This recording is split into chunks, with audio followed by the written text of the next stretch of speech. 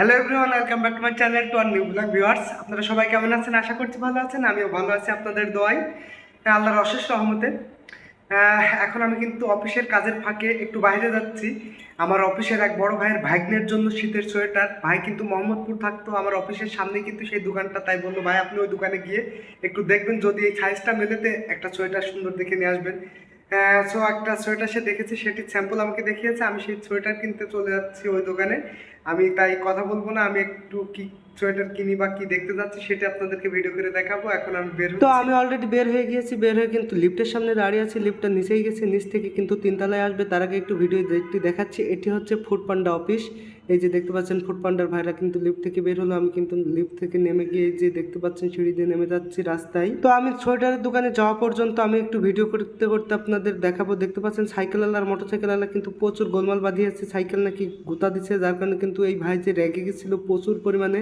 আমি এখান থেকে সোজা চলে আসলাম। এই যে দেখতে পাচ্ছেন বাটার সামনে 40% অফ চলতেছে। আমার মনে হচ্ছে যাই, কিন্তু পকেটটা খুব একটা গরম নেই, যার কারণে কিন্তু দূর থেকে দেখে কিন্তু স্বাদ মেটাইতে হচ্ছে। আর হ্যাঁ, এখন আপনারা আমাকে যেখানে দেখতে পাচ্ছেন এটি কিন্তু কোচিং গলি নামেই পরিচিত। আপনি যেখান থেকে বলেন মোহাম্মদপুর কোচিং গলি যাবো, আপনাকে এখানে নিয়ে আসেই নামিয়ে দিবে। দেখতেই পাচ্ছেন প্রত্যেকটা বিল্ডিংয়ে কিন্তু কোচিং ভাড়া নেওয়া। ঢাকার এই কোচিং সম্পর্কে একটু ধারণা আপনাদেরকে দিয়ে রাখি। আপনারা যারা জানেন তারা তো জানেন, আর যারা জানেন না তাদেরকে একটু জানিয়ে রাখি। আপনারা হয়তো অনেক বিজনেসের কথা শুনেছেন, কিন্তু এই কোচিং বিজনেসের কথা মনে হয় কখনো শোনেন না। এটা যে কত লাভজনক সেটা আপনারা শুনলে আপনাদের মাথা ঘুরে পিছনে চলে যাবে, আমি আর যতটুকু বিশ্বাস।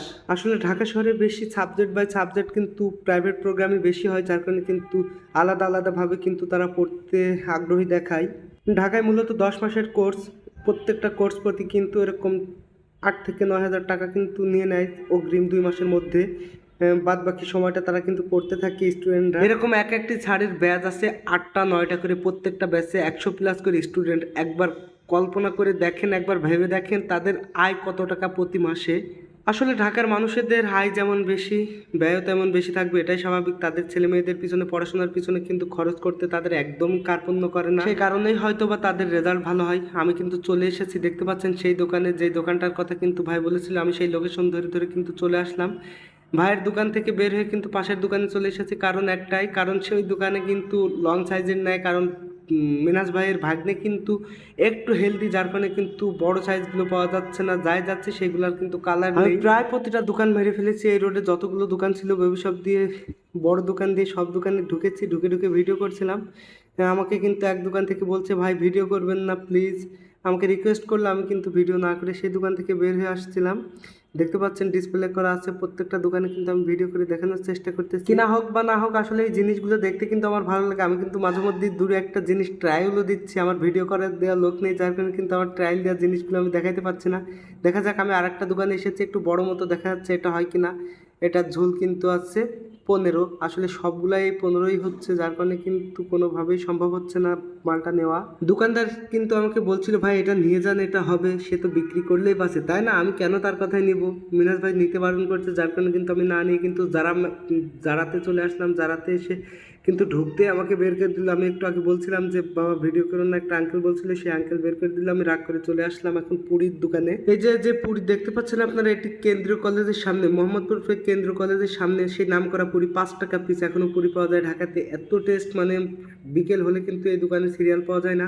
এখন আসার পথে কিন্তু দেখে কিন্তু দেখলাম ফাঁকা আছে, তাই 2 পিস খেয়ে যাবো চিন্তা ভাবনা করলাম। দেখতে পাচ্ছেন আমার 2 পিস পুরি দিয়েছে, আমি খাওয়ার জন্য বসে। আসলে কখনো আমি এই জায়গার পুরি খাই নাই, শুনেছি অনেক নাম করা, যার কারণে কিন্তু আমি দাঁড়িয়েছিলাম।